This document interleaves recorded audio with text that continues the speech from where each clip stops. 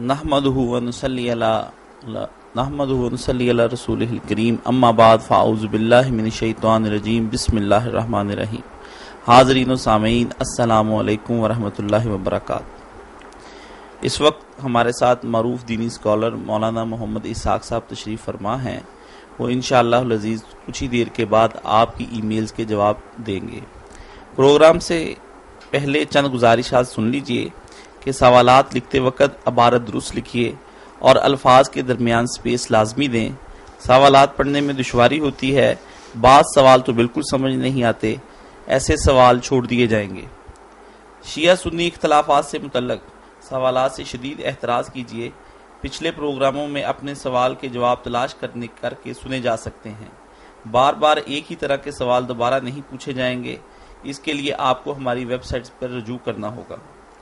شیعہ سنی موقف پر 12 خطبات وفات رسول اور 12 خطبے امامت کے موضوع پر مولانا اسحاق صاحب دے چکے ہیں، آپ ان کی طرف رجوع کر سکتے ہیں۔ مناظرانہ سوالات کا قطعاً جواب نہیں دیا جائے گا۔ انشاءاللہ العزیز قرآن حکیم سے متعلق، حدیث سے متعلق، فقہ سے متعلق، تصوف سے متعلق اور اسلامی نظام حکومت کی ضرورت جیسے عنوانات کو زیادہ وقت دیا جائے گا۔ رمضان المبارک کی آمد ہے، اس میں بھی خاص شیڈول ترتیب دیا جائے گا۔ رمضان المبارک میں ہم خاص قرآن کریم سے متعلق شبہات اور سوالات کو زیادہ وقت دیں گے اور ہمیں آپ کے سوالات کا انتظار رہے گا۔ اور اسی کے ساتھ ساتھ ہم صبح جمعرات کو 6 سے لے کر 7 بجے تک پاکستانی ٹائم کے مطابق فون کالز بھی سنا کریں گے، جس میں ہمارا فون نمبر ہوگا 9241854181۔ فون نمبر دوبارہ نوٹ کر لیجئے 920418541881۔ انشاءاللہ ہم ان سوالات کے جواب بھی دیں گے۔ میں اب مولانا کی طرف آتا ہوں۔ مولانا صاحب، ہمیں ام سفیان نے کینیڈا سے سوال پوچھا ہے، حدیث میں آتا ہے کہ حرام دوائیوں میں شفا نہیں، لیکن مسلم ممالک میں ایسی ادویات عام ملتی ہیں، جیسا کہ پاکستان میں کھانسی کے شربت جن میں الکحل ہوتی ہے، جس سے نیند بھی بہت آتی ہے۔ آیا یہ ادویات استعمال کرنا درست ہیں یا نہیں؟ یہ تو بالکل صحیح ہے کہ اللہ کے رسول اللہ صلی اللہ علیہ وسلم نے فرمایا کہ اللہ نے حرام میں شفا نہیں رکھی، اس لیے مسلمان ڈاکٹر طبیبوں کے لیے چاہیے کہ وہ اجتہاد کریں اور محنت کر کے نکالی چھوڑ کر حلال چیزوں سے علاج دیں نا، اس کو تلاش کریں۔ جب طب اسلامی تھی اور علماء طبیب ہوتے تھے تو وہ کوشش کرتے تھے کہ حرام جو سے پرہیز کیا جائے۔ باقی اگر ایسی صورتحال پیدا ہو جائے کہ حلال دوائی نہیں ملتی، اور بالکل ڈاکٹر حضرات یہ تجویز کریں کہ جہاں بلا بھائی آدمی اور ایسے حرام چیز سے بچ سکتا، تو پھر جیسے اللہ تعالیٰ نے خنزیر اور دوسری چیزیں حلال کر دی ہیں، یہ جو ہے نا کہ حلال اس میں شفا نہیں رکھی، شفا تو ہے جو ہے نا نتیجہ تو شفا اس میں ہے گا، شریعت نے نہیں اس کو جائز رکھا۔ اس لیے اگر اضطرار کی حالت ہوتی ہے نا بالکل بے بسی، پھر ٹھیک ہے۔ ایک چیز یہ سمجھنے کی بیٹا سفیان کہ یہ جو ہے نا حرام اجزاء، حرام کے بارے میں امام ابو حنیفہ اور دوسروں نے کہا نا کہ سوائے انگوری شراب کے کہ وہ خمر ہے عربی زبان میں، وہ ہے قطرہ بھی چکھنا حرام۔ باقی جو ہے نا یہ ارکی ہیں، الکوہل وغیرہ، اگر یہ اتنی مقدار میں ڈالے جائیں کہ نشہ نہ ہو تو پھر گنجائش ہے۔ فاحد بھائی نے ہمیں سعودی عرب سے سوال کیا ہے، حدیث میں ہے کہ جو لوگ نماز میں امام سے پہلے حرکت کرتے ہیں روز قیامت ان کا سر گدھے کی مانند ہوگا، کیا یہ حدیث صحیح ہے؟ اگر صحیح ہے تو اس کی تشریح فرما دیں کہ ہم مقتدی اس صورتحال میں کیا کریں۔ قیامت کے دن کا تو لفظ میرا خیال میں اس حدیث میں نہیں، یہ ہے کہ ایسے لوگ ڈرتے نہیں کہ اللہ تعالیٰ ان کا سر جو ہے نا گدھے کا بنا دے، کہ جو انسان ہوتے ہوئے اتنی عقل نہیں رکھتے کہ تم مقتدی ہو، پیچھے پیچھے چلنا تمہارا کام ہے، جس کو امام ماننا اس کو آگے چلنے دو۔ حدیث پاک میں صحابہ کرام رضوان اللہ علیہم اجمعین بتاتے ہیں کہ ہم رکوع میں نہیں جاتے تھے جب دیکھ نہیں لیتے تھے کہ حضور رکوع میں چلے گئے، پھر ہم جھکنا شروع کرتے تھے۔ اور اسی طرح اگر سیدھے کھڑے ہوتے سمع اللہ لمن حمدہ کے بعد تو اگلی صفیں دیکھتی تھی کہ آپ نے سر سجدے میں رکھ لیا، وہ پھر جھکتے تھے، ان کے ساتھ ہم بھی بہت پیچھے پیچھے آتے تھے۔ پیچھے رہنے میں کوئی خطرہ نہیں، آگے بڑھ جانے میں نا ہلاکت کی امید ہی رکھنی چاہیے کہ امام مان کر پھر اس سے آگے بڑھ رہے ہیں آپ، ساتھ ساتھ بھی چلنے کے بجائے تھوڑا تھوڑا پیچھے آنا چاہیے۔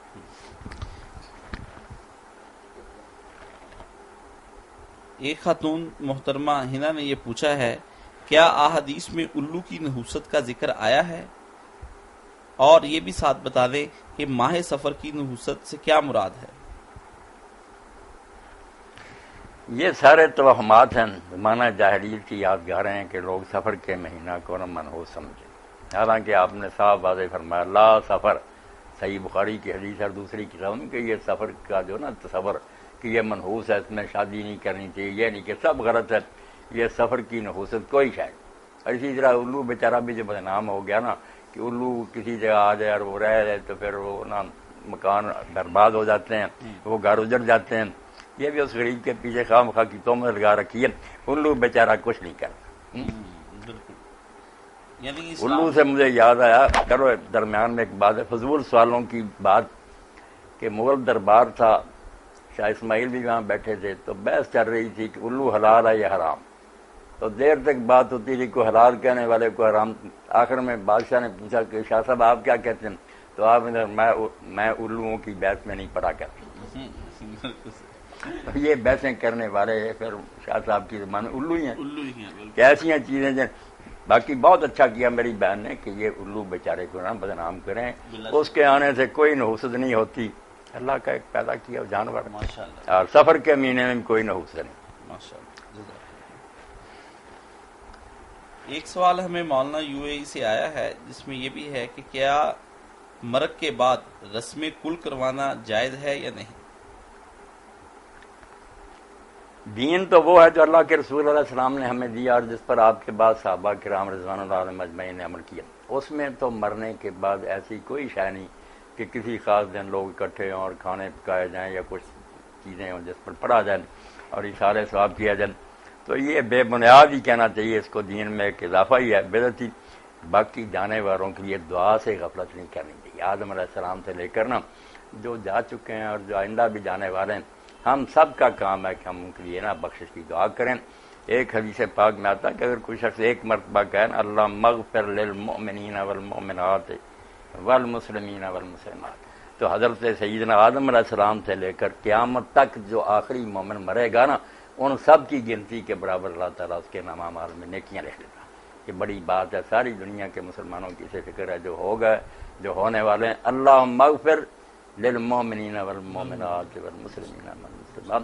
آپ نے تو ایک مرتبہ کا ذکر کیا، مگر حضرت امام جعفر صادق علیہ السلام فرماتے ہیں کہ روزانہ اس دعا کو 25 مرتبہ پڑھنا چاہیے۔ چھوٹی سی دعا، سب ختموں اور قروں سے نا اعلیٰ بہتر دعائیں کرنی چاہیے مرحومین کے لیے، دعا جو نا اس سے غفلت نہیں ہونی چاہیے، یاد کریں ان کو۔ خرم بھائی یو اے ای سے پوچھتے ہیں سورۃ اسراء کی آیت نمبر 80 کی تفسیر فرما دیں تو بہت عنایت ہوگی۔ 80 جی۔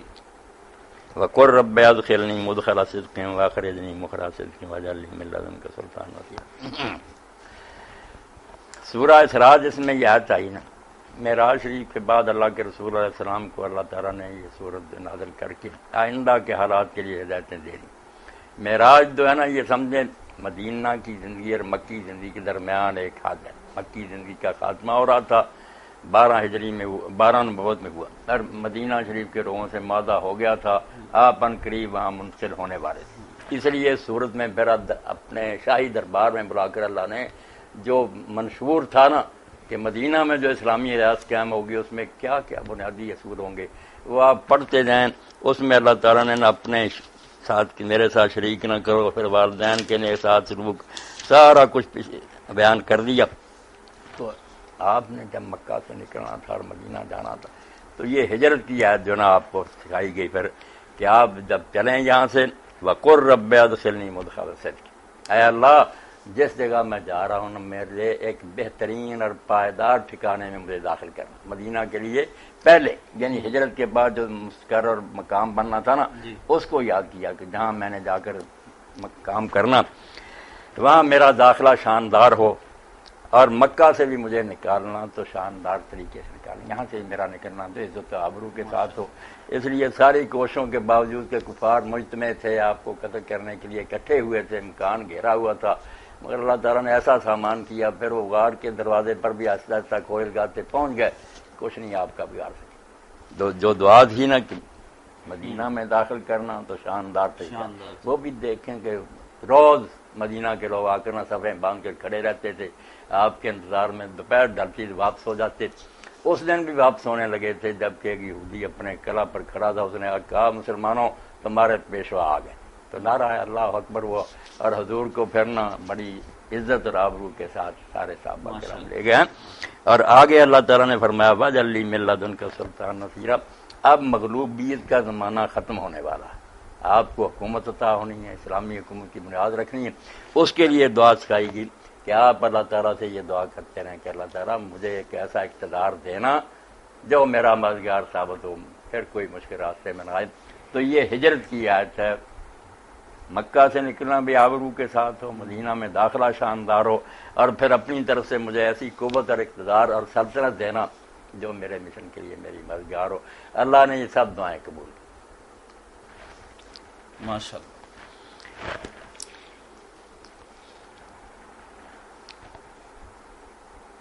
ایک سوال مولانا آیا ہے، کاشان صاحب سویڈن سے عرض کرتے ہیں کہ میں سویڈن کے انتہائی آخری مقام پر رہتا ہوں، یہاں پر فجر صبح کے 12:56 پر ہو رہی ہے اور مغرب 11:35 پر۔ میں رمضان میں کس ٹائم کو فالو کروں؟ میرے پاس صرف 1.5 گھنٹہ ہوتا ہے جس میں سحری بھی کرنی ہوتی ہے اور افطاری بھی کرنی ہوتی ہے۔ دشواری مرحلہ ایسے ملک میں رہ رہے ہیں کہ جہاں پھرنا دن اتنا لمبا اور رات بہت تھوڑی سی۔ اس صورتحال میں تو ان لوگوں کا اتحاد مناسب معلوم ہوتا ہے جو سمجھتے ہیں کہ مکہ معظمہ جو ہے نا، اس کا اسٹینڈرڈ ٹائم انہیں بنانا چاہیے، اس کے ساتھ ہی افطار کریں، اس کے ساتھ ہی روزہ رکھیں، شروع کریں، اپنے طلوع و غروب کو چھوڑیں، کیونکہ یہ اب نارمل صورتحال ہے، جو 12-13 گھنٹے کے اندر تبدیلی ہو جائے نا وہ ہے نارمل۔ یہ لمبے عرصے اس کو پھرنا مکہ معظمہ کے ساتھ اٹیچ کرنا چاہیے، انشاءاللہ نا آپ کے روزے قبول ہی ہوں گے۔ اسی کے ساتھ یہ بھی ہے کہ 3-4 طرح کے ٹائم لندن میں بھی بتائے جاتے ہیں، جس پہ وہاں کے بہت سے لوگ کنفیوز رہتے ہیں۔ پچھلے سال بھی ہمارے پاس سوال آئے، اس سال بھی، تو کیا وہ لوگ بھی اپنے جو اپنا ٹائم ٹیبل ہے مکہ کے ساتھ سیٹ کر سکتے ہیں؟ جہاں تو 13-14 گھنٹے کا دن ہے، یہ تو کوئی بات نہیں، ہمارا بھی دن یہاں لمبا ہو جاتا ہے، آج جون ہے، جولائی میں لمبے ہوں گے نا، جہاں ذرا زیادہ ہی غیر معمولی طول پکڑ جاتا ہے دن، وہ مکہ معظمہ والا ٹائم جو اس کے مطابق کر رہے ہیں۔ صحیح۔ ایک صاحب یو کے سے رضوان صاحب پوچھتے ہیں کہ خون نکلوانا یا سینگی لگوانے سے کیا مراد ہے؟ میں نے حدیث میں پڑھا ہے کہ نبی کریم صلی اللہ علیہ وآلہ وسلم سینگی لگواتے تھے، اس سے کیا مراد ہے؟ سینگی لگوانا یا یہ خون نکلوانا جسم کے کسی حصے میں اگر ہونا کہ خون خراب ہے، سڑا ہوا، گلا ٹھیک نہیں، تو پھر جسم پر نا وہاں اس طرح کے ساتھ ریزر کے ساتھ نا اس طرح زخم کٹ لگاتے ہیں، اور اس کے بعد پھر نا ایک سینگی ہوتی ہے، سینگ، اس میں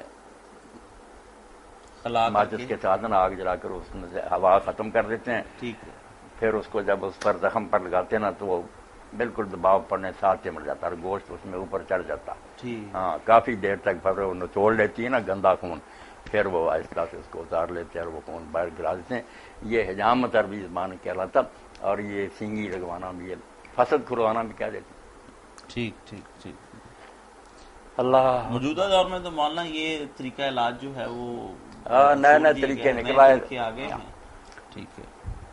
پرانا طریقہ علاج ہے، پچ لگا کر نا پھر وہ سینگی اس پر لگا دیتے تھے، چمٹ جاتے، گوشت اس میں اوپر نا چڑھ جاتا تھا۔ اب ہمارے ایک بھائی انڈیا سے عبداللہ محمد پوچھتے ہیں، کیا اگر 40 روز کے بعد بھی شرمگاہ کے بال دور نہ کیے جائیں تو نماز اور دعا قبول نہیں ہوتی؟ اور اسی کے ساتھ یہ بھی بتا دیں کہ 40 دن گزرنے کے بعد وہ شخص بیوی سے صحبت کر سکتا ہے یا نہیں؟ اللہ کے رسول علیہ السلام نے نا جو آخری حد مقرر کی ہے نا کہ آدمی لیٹ بھی کرے تو بس 40 دن تک کرے، اس کے اندر اندر نہ اس کو اپنے جسم کے فالتو بال جو ہے ان کو دور کرنا چاہیے۔ باقی اس کا یہ مطلب نہیں کہ اگر اس نے نہیں اس حکم کی تعمیل کی تو اس کی نماز قبول نہیں یا دعا قبول نہیں یا بیوی کے قریب جانا حرام ہو جائے، یہ چیزیں کوئی نہیں۔ ویسے اس نے جو اتنی سستی کی ہے نا، اس لحاظ سے وہ سنت کی مخالفت کر رہا ہے، حضور نے جو آخری حد مقرر کیا اس کی خلاف ورزی ہے، بری بات۔ ہونا تو یہ چاہیے کہ آدمی ہر ہفتہ اپنے جسم کے بال صاف کرے، ورنہ 15 دن درمیانہ، اور آخری حد یہ کہ وہ 40 دن سے گزرنا جائے، اپنے آپ کو سکھ برادری کا فرد تو نہ بنا دے۔ مولانا اس میں یہ بھی تو ہے نا کہ انسان کو اپنے آپ کو پاک صاف رکھنا چاہیے، کوئی پتہ نہیں کب موت کا وقت آ جائے اور انسان ایسی صورتحال سے یہ تو بالکل کاشف صاحب بہت ضروری بات، ہر مرد اور جو ہے نا یہ صفائی کرتا رہے۔ بعد میں کئی لوگوں کے بارے میں پریشانی ہوتی ہے کہ ان کے بال بہت بڑے ہوتے ہیں، اب مسئلہ پیدا ہوتا ہے کہ یہ اب دور کیے جانی، کچھ لوگ تو کہتے ہیں دور کرو، پھر وہ بے پردگی ہوتی ہے، خواہ مخواہ کر لو، پہلے ہی صاف ستھرے رہنا چاہیے۔ بالکل صحیح۔ ہمارے ایک دوست رضوان احمد یوکے سے پوچھتے ہیں کیا شریعت کی روح سے بالوں کو سیاہ کرنا یا کوئی اور کلر کرنا جائز ہے یا نہیں؟ مہندی لگانا جس سے نا سرخ ہو جائیں بال، یہ تو سارے مانتے ہیں نا کہ جائز ہے، اس میں کوئی شک نہیں۔ باقی سیاہ کرنا اس کے بارے میں زیادہ لوگ تو یہی کہتے ہیں کہ حرام ہے، ناجائز ہے، مگر میں سمجھتا ہوں کہ جن لوگوں نے یہ کہا نا کہ جو آدمی کسی کو دھوکہ دینے کے لیے بال سیاہ کرے نا، وہ بوڑھا مگر رنڈوا ہے یا کوئی عورت جو ہے اس کو ورگ لانا چاہتا ہے اس کے ساتھ نکاح کرنے کے لیے دھوکے کے طور پر بال سیاہ کرتا، یہ گناہ ہے، تدلیس ہے، فریب ہے۔ اور اگر وہ اپنی بیوی کے لیے یا دوسرے دوستوں کے لیے کرتا، جیسے غازیوں کے لیے تو تقریباً فقہا کہتے ہیں سارے کہ مجاہد جب جائیں تو بال سیاہ کر کے جائیں، کافر یہ نہ دیکھ لیں کہ یہ تو بوڑھے ہیں پہلے ہی دلیر ہو جائیں۔ تو کئی موقع ہیں اور بڑے بڑے صحابہ کرام رضوان اللہ اجمعین نے جن کا ذکر فتح الباری میں ہے، زاد المعاد میں، کاڑے کرتے تھے، بہت بڑے بڑے اونچے۔ تو یہی سمجھا گیا کہ جو لوگ دھوکے کے لیے کرتے ہیں وہ ناجائز ہے، جو اپنے آپ کو ذرا ٹھیک ٹھاک رکھنے کے لیے وقار کے لیے کہ اس میں کوئی حرج نہیں۔ اس میں امام حسین علیہ السلام کا سر مبارک جب آیا ہے اس پہ بھی سنا ہے کہ خضاب لگا ہوا تھا اس وقت، اس کا جو خضاب ہے نا وسمے وغیرہ کا، وسمہ ایک ایسی چیز ہے کہ اس سے جو خضاب ہوتا تھا نا وہ سرخی سیاہی مائع، اچھا سیاہ بھی ہوتا مگر اس میں سرخی بھی جلتی ہے نا، وہ نرا سیاہ نہیں ہوتا۔ مولانا صاحب ایک ہمارے دوست خرم صاحب ہیں جو یو اے ای سے یہ سوال پوچھتے ہیں کیا شیعہ حضرات بھی ختم نبوت کا عقیدہ ویسے ہی مانتے ہیں جیسے اہل سنت والجماعت مانتے ہیں؟ اس کے لیے ان کی کسی کتاب کا حوالہ ضرور دے دیجیے۔ شیعہ سنی اور معتزلہ اور جتنے اسلام کے گروہ ہیں نا، خواہ وہ خوارج ہیں یا بازی وغیرہ، سب کا اعتقاد ہے کہ کوئی نیا آدمی جو نا اس کو حضور کے بعد یا نبوت کا عہدہ لاٹ نہیں ہوگا، نہ وہ نبی کہلا سکے گا نہ نئی امت بنا سکے گا، یہ بالکل دین میں نا دروازہ بند ہے، اس میں کسی کا اختلاف نہیں۔ دیکھا جا شیعہ کتابوں میں بات ہے تمہارے نبی کے بعد کوئی نبی نہیں، کوئی نبی، نبی کم آخر الانبیاء، تمہارا نبی جو ہے نا آخری نبی ہے، اس میں کسی کا اختلاف نہیں۔ میرا خیال ان کی کتاب وہ جو شرح باب ہادی یا شرح، اس میں بھی اس چیز کا ذکر ہوگا قائد کے روح سے۔ مولانا صاحب کیا نبی علیہ السلام نے ہمیں خاص ہفتے کے دن کا روزہ رکھنے سے منع کیا ہے؟ میں نے سنا ہے کہ علامہ البانی رحمۃ اللہ علیہ نے اس کی کوئی دلیل بھی دی ہے، ذرا وضاحت فرما دیجیے۔ کس کی؟ ہفتے کے دن کے لیے روزہ رکھنے کی ممانعت۔ ہفتہ جو ہے نا وہ اصل میں یہ کرسچین لوگ جو ہے نا ان سے پہلے یہودی بھی اس کو مانتے تھے، پہلے عیسائی بھی اسی کے کار تھے، اتوار کوئی نہیں رہا، اتوار بعد میں بہت چرچ نے اختیار کیا، تو اس دن روزہ رکھتے تھے، عبادت سمجھ کر اس کو عید کی طور پر کہ بہت عبادت کا دن ہے، اس لحاظ سے تو فرمایا گیا کہ ان کے ساتھ مشابہت نہ کرو۔ ویسے کوئی شخص ہفتے کا روزہ رکھتا ہے، اس نے دن رکھے ہوئے ہیں کہ مہینے کے ان دنوں میں روزہ رکھوں نفلی، صرف اتوار کا نہیں، اس کا نہیں، ہفتے کا وہ رکھے، کوئی حرج نہیں۔ اگر اس کی روٹین میں آ رہا ہے پھر وہ ہفتے کا روزہ رکھ لے، خاص کر کے صبر کے دن کو قابل تعظیم سمجھ کر کرے نا، پھر شائبہ یہودیت کا ہو جاتا ہے۔ بالکل۔ علامہ البانی رحمۃ اللہ علیہ کی رائے میں اعتکاف صرف 3 مساجد میں جائز ہے، کیا ان کی یہ رائے صحیح ہے؟ علامہ البانی صاحب بیچارے کیا کرتے، حضرت حذیفہ اور ابن مسعود رضی اللہ عنہ روایتوں میں آتا رہے کہ انہوں نے لوگوں کو دیکھا کہ وہ بیٹھے اعتکاف، تو انہوں نے کہا یار کیا کر رہے ہیں یہ، اعتکاف تو صرف 3 مسجدوں میں حضور نے فرمایا، اس لیے اس کے وہ قائل ہو گئے۔ باقی بات جو قرآن مجید نے کہی نا، وَأَنْتُمْ عَاكِفُونَ فِي الْمَسَاجِدِ، کہ جب تم مسجدوں میں اعتکاف میں بیٹھے ہوئے ہو تو پھر بیویوں کے قریب جانا، باقی لوگوں کے لیے تو رات کو حلال ہے، مگر اعتکاف والا مسجد میں اس کے لیے وہ بھی منع۔ تو اس سے پتہ چلتا ہے کہ عاکفون فی المساجد، اللہ نے نا عام ہی مسجدوں کا ذکر کیا۔ تو اس حدیث کو ہم صرف اس معنی میں لیں گے، بعض موقع پر نا کمال کی نفی بھی ہوتی ہے کہ جو مسجد کا قریبی ہے وہ مسجد میں نماز نہ پڑھے تو اس کی کوئی نماز نہیں، یعنی کامل نماز نہیں، اعلیٰ نہیں۔ اسی طرح بہترین اعتکاف جو ہے نا اعلیٰ، وہ تو ہے انہیں مسجد اللہ تعالیٰ کے انبیاء نے بنائی ہیں، ان کی برابری تو نہیں مرکزی مسجدیں۔ باقی اس سے یہ نہیں نکلتا کہ باقی مسجدوں میں ناجائز نہیں، ہر جگہ کہ لوگ اپنی مسجدوں میں اعتکاف کریں۔ بالکل۔ ایک دوست سوال پوچھتے ہیں، اگر نمازی جماعت کو رکوع کی حالت میں پائے تو وہ جماعت سے مل جائے اور انہیں کے ساتھ رکوع کرے یا انتظار کرے کہ تاکہ وہ اپنی رکوع والی رکعت چھوڑ مکمل کر لے، اور کیا رکوع پانے سے رکعت ہو جاتی ہے یا نہیں؟ آدمی مسجد میں پہنچے یا کسی جگہ جماعت ہو رہی ہے اس کے ساتھ وہ شامل ہونا چاہتا تو انتظار نہ کرے کہ یہ رکوع سے اٹھیں، بس فوراً جاتے ہی ان کے ساتھ ملنا چاہیے۔ پتہ نہیں کون سا مرحلہ جو اس کو اللہ قبول کر رہے اور اس سے ہی آدمی کی نماز بہت اعلیٰ ہو جائے۔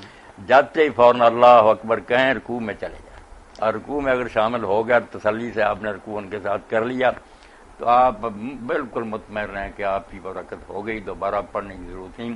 سورہ فاتحہ پڑھنا لازمی ہے، یعنی وہ کھڑے کھڑے کی بات ہے۔ کچھ کہتے ہیں جب قیام کی حالت میں ہو تو ساتھ پڑھے، کچھ کہتے ہیں نہ پڑھے، وہ الگ مسئلہ۔ رکوع میں جو شامل ہو گیا نا، یہ جیسے ابن تیمیہ کہتے ہیں علامہ البانی کہ اس میں اجماع ہے امت کا، کسی کا اختلاف نہیں، سب مانتے ہیں کہ رکوع میں جو مل گیا اس کی رکعت درست۔ سلطان مرزا صاحب یو کے سے پوچھتے ہیں، حضرت عمر فاروق رضی اللہ تعالیٰ عنہ کا اسلام لانے کا مشہور واقعہ ہے جس میں اپنے بہن بہنوئی کو مارنے کا بھی ذکر ہے، آیا یہ درست ہے؟ سنا ہے محدثین کے اس پر اجماع ہے۔ محدثین کے اس پر کوئی اجماع نہیں۔ یہ واقعہ جو مشہور ہے نا کہ وہ اپنی بہن فاطمہ کے گھر گئے اور بہنوئی شہید کے تو اس طرح پھر مار کٹائی ہوئی، یہ سارا قصہ جو ہے نا اس کے راوی کو مجروح کہا، نہیں ثابت ہوئی یہ بات۔ نصب الرایا میں امام دہلوی نے بھی نشاندہی کی کہ یہ واقعہ کوئی درست نہیں۔ اور اس میں جو آتا ہے کہ بہن نے کہا کہ قرآن مجید ہم آپ کے ہاتھ میں تب دیں گے جب آپ پاک ہو جائیں گے، نہائیں پہلے، تو نہانے سے مشرک کی وہ نجاست جو ہے شرک کی جس کے بارے میں کہنا من مشرک ہونا، وہ پانی سے تو دھلنے والی نہیں، باقی جو ہے پانی سے وہ پہلے پاک صاف ہوں گے، ان کے نہانے نہ نہانے سے کیا فرق پڑتا؟ کچھ نہیں۔ یہ سارے قصے جو ہے نا صحیح نہیں۔ اور اردو زبان میں اگر کوئی پڑھ سکے نا تو سیرت النبی مولانا شبلی نعمانی رحمۃ اللہ علیہ اس میں درج کر کے پورا واقعہ جو ہے نا ایک ایک پر بحث کر دیا کہ کیا خامیاں۔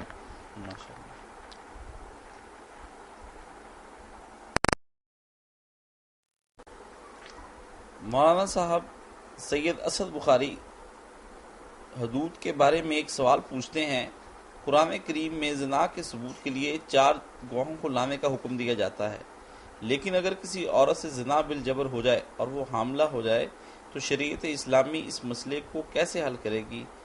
جواب تحقیقی دیجیے، اگر باہ والا مل جائے تو مزید عنایت ہوگی۔ 4 گواہ زنا کے ثبوت کے لیے درکار ہیں جی۔ تو کسی عورت کے ساتھ جبر ہوا، حاملہ ہو گئی، اس کے بارے میں پھر کیا پوچھتے؟ وہ پوچھتے ہیں کہ پھر اس عورت پر بھی حد لگے گی کہ وہ کنواری تھی اور وہ کنواری کو ہے بچہ پیدا کر رہی ہے، کوئی یہ کہے گا کہ وہ زنا کیا اس نے اپنی رضامندی کے ساتھ جبکہ اس کے ساتھ زنا بالجبر ہوا ہے، تو ایسی صورتحال میں وہ کیا کرے گا؟ زنا بالجبر کے اگر کوئی ثبوت مل جائے قرآن کے، اس وقت وہ چیخی چلائی ہے، لوگ بھی جو انہوں نے دیکھا جا کر کے بیچاری حال حال کر رہی تھی، پھر تو اگر اس نے واقعی خوشی سے کیا تو پھر حمل کی صورت میں مالکیہ کہتے ہیں حضرت عمر رضی کا کہنا ہے کہ حمل 20 ثبوت ہے اس بات کا کہ وہ کنواری جائے۔ باقی کئی علماء نے احتیاط کی کہ یہ نا نطفہ اندر جانے کے کئی سبب ہو سکتے ہیں کہ کسی کے کپڑے کے ساتھ یہ منی لگی نہایا، اور بہت دور تک علماء نے سوچا کہ تھوڑا بہت بھی اگر ہے نا شائبہ کہ شاید کسی طرح پانی اندر چلا گیا تو اس کی رعایت دینی چاہیے۔ بلا شبہ۔ وطر میں رکوع سے پہلے دعائے قنوت پڑھنے کی کیا دلیل ہے، جبکہ حرم شریف میں یہ دیکھا گیا ہے کہ وہاں رکوع کے بعد دعا پڑھی جاتی ہے؟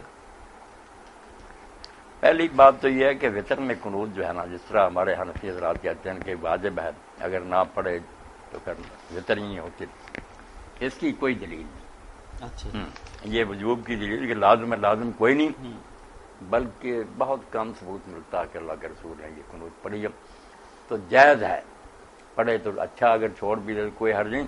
باقی پڑھنی رکوع سے پہلے، کیونکہ اس کے بارے میں جتنی صحیح روایتیں ہیں نا، ان میں یہی ہے کہ کان النبی صلی اللہ علیہ وسلم یقنط فی الوتر قبل الرکوع، بعد رکوع کی نہیں کہ صحیح نکلی، نہ کسی صحابی سے نہ نبی علیہ السلام سے۔ باقی حرمین کے جو امام ہے وہ امام احمد بن حنبل رحمۃ اللہ علیہ کی رائے پر چلتے ہیں، تو ان باتوں میں تشدد کی ضرورت نہیں، پہلے پیچھے جس طرح بھی پڑھ لے کچھ نہیں، خیر ہی خیر ہے۔ محمد تنویر صاحب یہ پوچھتے ہیں کہ بچے مسجد میں آ کر اگلی صفوں میں بیٹھنے کی ضد کرتے ہیں، اگر بٹھا دیا جائے تو لڑتے ہیں اور شرارتیں بھی کرتے ہیں، جس سے مسجد کا نظم خراب ہو جاتا ہے، کیا بچوں کو سرے سے مسجد میں لانا ہی نہ چاہیے؟